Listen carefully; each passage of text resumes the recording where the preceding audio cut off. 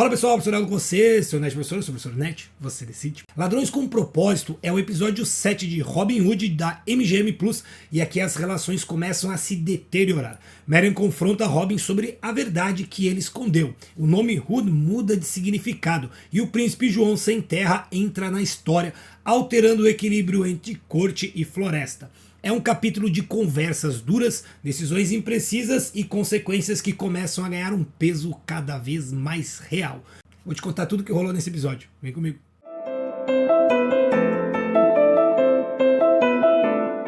Ladrões com Propósito começa colocando Robin exatamente no lugar onde ele não queria estar, diante da verdade. A Marion vai confrontá-lo ali logo no início e ela questiona sobre a identidade dele, sobre a morte do irmão e principalmente sobre o silêncio que ele manteve durante semanas.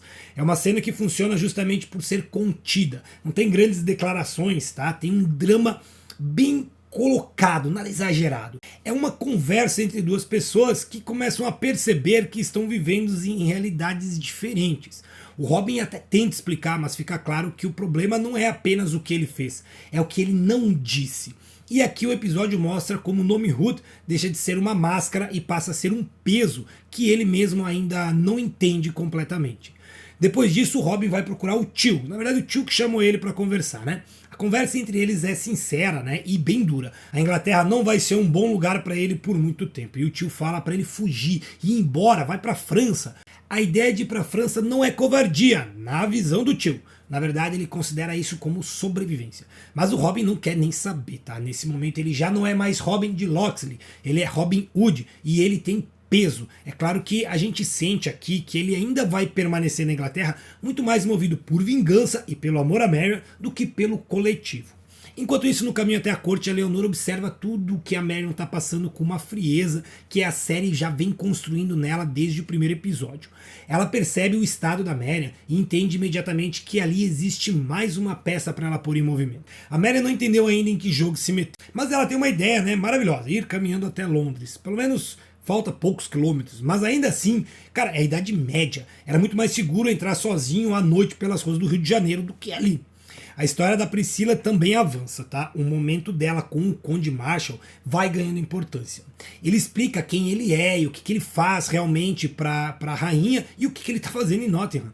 Ela entende isso muito bem e essa relação deles vai crescer e eu acho que realmente temos dois personagens que se completam. Vamos ficar de olho neles dois. Agora, antes de seguirmos, aproveita para deixar o like, se inscrever no canal. Esse apoio é o que mantém o Nerd Story de pé toda semana. E eu repito, tá? Eu preciso da sua ajuda porque quase ninguém tá falando dessa série. Então ativa o sininho, entra no clube de membros se quiser fortalecer ainda mais e me diz aqui nos comentários se você teria perdoado o Robin depois dessa conversa ou a Marion tem todo o direito de se afastar. Ah, e lembra de compartilhar esse vídeo também, tá? Se você quiser discutir comigo, com outras séries sobre essa série ou sobre outras séries que a gente tá acompanhando, entra no nosso grupo de WhatsApp também, tá na descrição e é de graça. A chegada do príncipe João vai bagunçar todo o equilíbrio de poder que estava sendo construído até agora.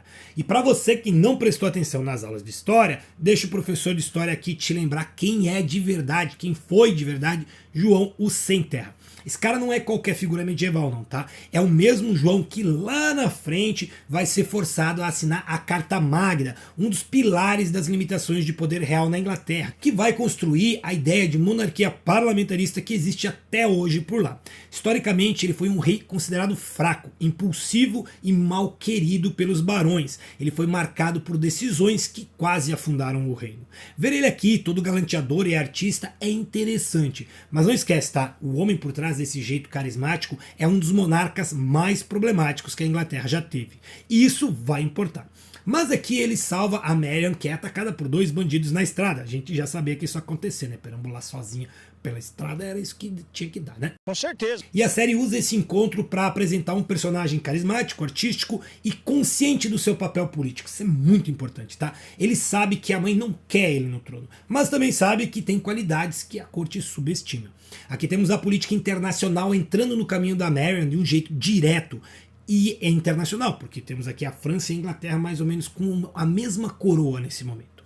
A química entre os dois levanta uma questão, tá? Como é que a Marion vai se portar diante desse príncipe todo metido a herói, principalmente agora que ela terminou com o Robin? Enquanto isso, em Sherwood, o cenário é outro, tá? O acampamento está crescendo, isso significa cabeças a mais e comida a menos. O antigo criado da Priscila, o Melange, agora parte dos fora da lei, prepara um vestido para Ralph, ou Rosemary, né, que é o nome real da moça.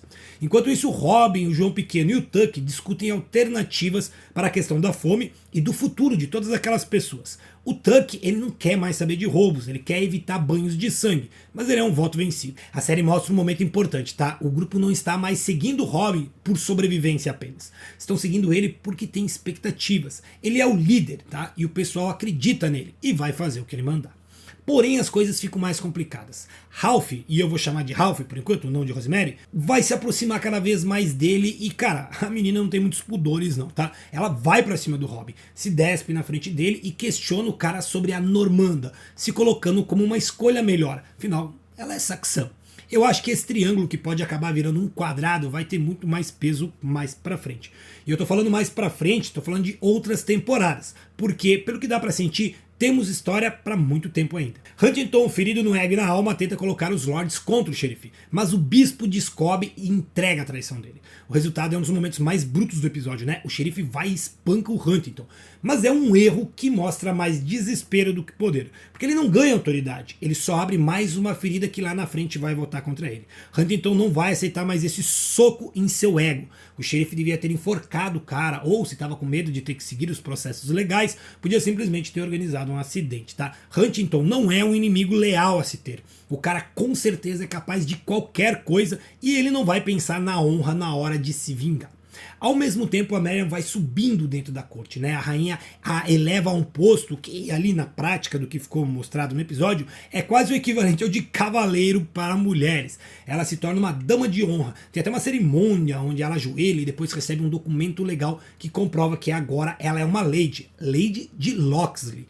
É interessante isso, porque o pai dela é um barão de Huntington, mas ela ainda não tinha seu status elevado. Mulheres na Idade Média normalmente têm o status do pai ou do marido. E Marion está na corte ainda mais como uma criada, né? Da rainha, tudo bem, mas ainda assim uma criada. Eu não sei quanto à cerimônia, se isso era algo que realmente acontecia, mas que ficou legal na tela ficou, tá? Mas nada é gratuito na mão da Leonor. Ela entrega a Marion uma missão bem ingrata, tá? Espionar João, o próprio filho.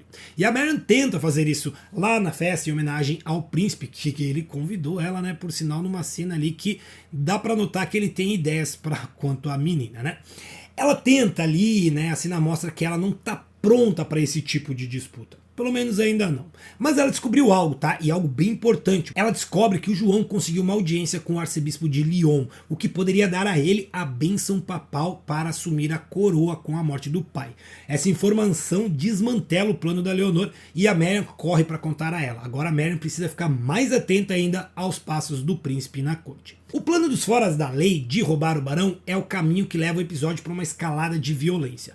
O Tuck insiste que é loucura, avisa que vai virar massacre, mas o Robin está tomada pelo desejo de fazer justiça à sua maneira. E a primeira metade do ataque até parece que vai funcionar bem, até que os soldados respondem, né? O roubo vira um combate, o combate vira um banho de sangue, e quando o Robin finalmente encontra o barão, tem uma cena bem impactante ali, né? Ela cresce bastante. Ele poupa a vida do homem, mas dispara uma flecha no braço dele ali como um recado, né? É um momento ótimo, tá, pessoal? Gostei bastante do que aconteceu aqui, mas que inevitavelmente vai criar problemas maiores. Eu só não gostei muito da condução da direção das cenas. Me pareceu tudo meio forçado, tudo meio organizado demais. Eram muitos soldados acordados à noite, né? Então, não sei, ficou tudo meio parecido para que mostrar o quanto os foras da lei são capazes de fazer tudo aquilo. Então, ficou meio forçada essa cena, mas ainda assim é uma cena bem legal, bem interessante. E esses problemas começam rápido. O xerife decide prender todos os saxões com terras, inclusive o tio do Robin, né? É um golpe para forçar o Robin a se entregar. Enquanto isso, em Sherwood, as relações pessoais desabrocham e se complicam. O Robin confia cada vez mais em João Pequeno e revela a ele o acordo feito com a rainha. O João o apoia, mas é pragmático, tá? Ele diz para ele esquecer a Mary. É duro, mas é honesto, e a cena final do acampamento fecha esse ciclo. Ralph surge de vestido, toda nervosa, esperando aqui por um sinal, e o Robin corresponde. O triângulo está oficialmente formado e a série usa esse momento para mostrar que o líder de Sherwood ainda é um homem que busca afeto no meio do caos. O episódio termina com Priscila partindo para Londres ao lado do Marshall, abrindo aqui uma trama que com certeza vai ter consequências mais pra frente, e esse casal vai dar muito o que falar, tá? E não dá pra esquecer que o cara foi pedir permissão pro xerife pra poder cortejar a filha. É um fechamento aqui que tá unindo política, traição, desejo e essa tensão que só aumenta. Minha nota para esse episódio é 8. Eu achei ele um pouco menos impactante que o episódio anterior e bastante focado aqui nessas questões de relações amorosas. Mesmo assim, é um episódio que cresce a série e me dá a sensação de que a história pode continuar por muito tempo ainda, e eu gostei da inserção do João.